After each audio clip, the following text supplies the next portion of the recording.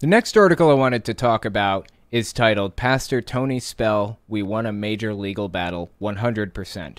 The court says otherwise. This is written by Hemant Mehta on the Friendly Atheist website. Now, let me give you a little bit of lead up to this. If you guys don't remember, Tony Spell is that evangelical Pentecostal extremist Christian who, when, the whole pandemic started taking place, refused to hold church services online or through the phone system like we did when I was a Jehovah's Witness and my dad couldn't make it to the meetings.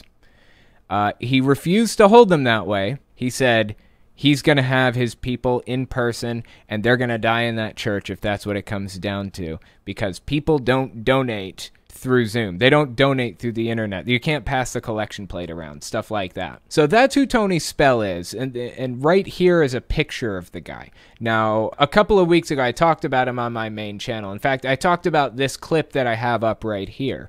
So I wanted to review the clip and just give you guys a reminder, and then we'll talk about the newest clip that he just released. So this clip, to give you some lead up, is about Tony Spell talking shit about the fact that he lost this legal case, apparently. Let's listen. Any government is not built on the shoulders of Jesus Christ. That government is headed for a fall.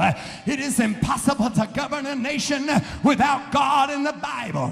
Why do they talk like that? That's so fucking weird, right? Apparently, his grandfather, I believe, or his father, one of the two, started this church in 1959. I went through all the details of the church's origin in my video on my main channel. So if you're curious about the facts, then you can give that video a watch. This is just coming off the top of my head real quick. Anyways, I think it was 1959 when the church was created. And he says that he and his grandfather basically preached the exact same way. The apple doesn't fall far from the tree, basically. I guess they both do this weird thing, this thing here. Not built on the shoulders of Jesus Christ. Not built on the shoulders of Jesus Christ. I don't know why they do the thing. What is that all about? I do not fucking get it, man. It is impossible for our Constitution to work. God, he's fitting a lot of uhs in there, isn't he? In a nation that is not holy and righteously consecrated unto God. Our Constitution was created for a moral and a religious people. It is wholly inadequate in the government of any other. Why does he do that? I wish I could get inside this guy's head and understand why he does that. Like kicking his feet and going, oh, like, holy Jesus. It's just so fucking odd.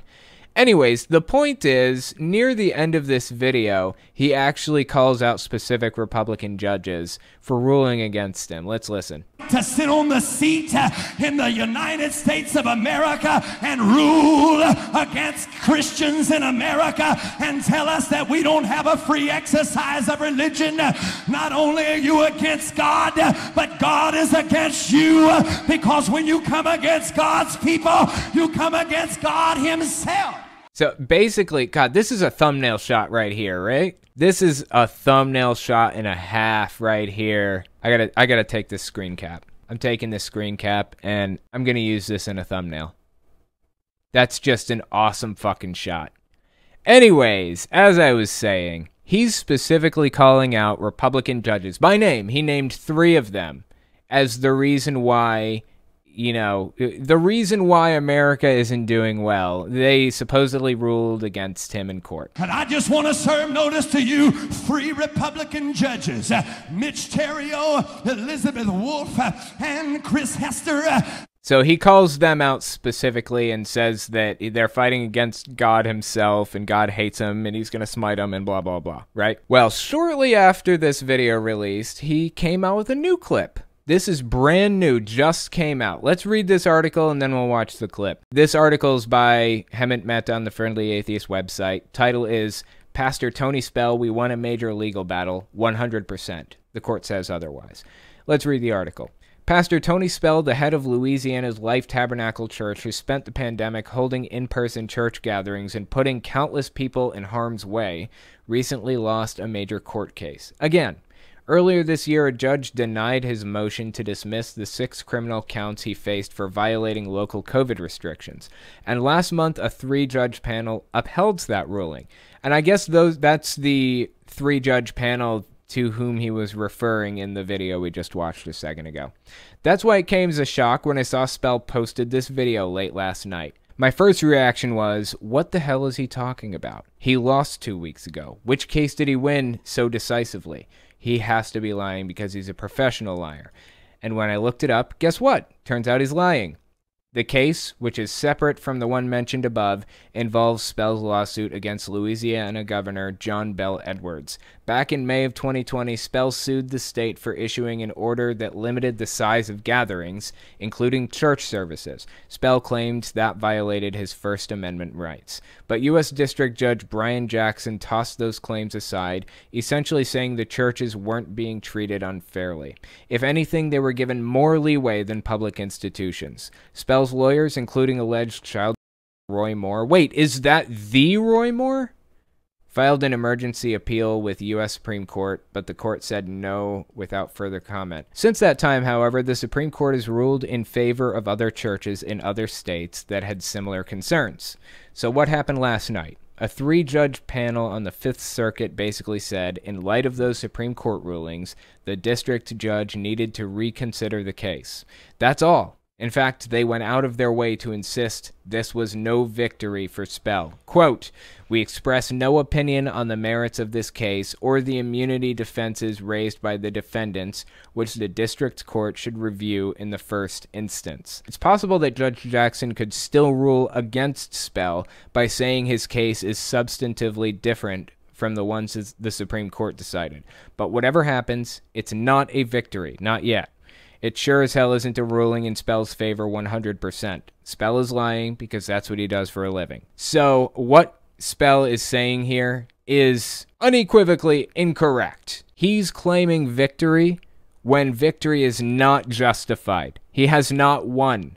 They're just reevaluating and waiting. They haven't said you lose yet, basically. So June the 11th is when this video was filmed. Minutes after 6 p.m. Just received a word from our attorneys that our United States Fifth Circuit Appeals Court, the second highest court in the land, has just ruled in our favor 100% across the board. This is a tremendous win. I want to thank Judge Roy Moore. I want to thank Attorney Jeff Wittenbrink. I want to thank Life Tabernacle Church, the hundreds and even thousands of supporters across America and the world who have prayed for this. I want to thank my wife and children. Today is one of the greatest days in religious history. He didn't win. They're putting it off and waiting until they make a decision. This is not a 100% success, as he said. What is he even talking about? You know what would be awesome? If they came back and decided that he loses, then he has to come back and eat crow. That would be fucking glorious. We win. Not only did we win, we won and we received things that we didn't even ask for today. Please tell, what did you receive that you didn't even ask for? So, this is an unpublished case, but I want every American, Apostolic, Pentecostal, Baptist, Catholic, whoever you are, I want you to publish this today because we just struck a blow for freedom. God is able to do exceeding abundantly above all that we are able to ask or think. So let's shout the victory on this Friday evening. Yeah, I actually cut this clip short because he continued repeating himself. He said the same thing like 6 different fucking times. You know, I can't blame him for that. I do the same thing. I repeat myself constantly. But still, this guy is completely full of shit. He did not win. It wasn't a 100% victory. None of that shit. But it rallies the troops. It builds enthusiasm. It makes people happy. It warms their heart. When Christian ISIS hears we won, they jump for joy. I'm not really sure why he's claiming to have won, though, before he actually won. It seems like people's enthusiasm would fall after you win, right? Why would he come out and say that? You want to, I mean, I would assume that Spell would want to keep people on the edge of their seats and tell them, you know, this is a tough fight. We're still fighting it, blah, blah, blah. But no, come out and say you won. That's fucking weird. This guy is a monster.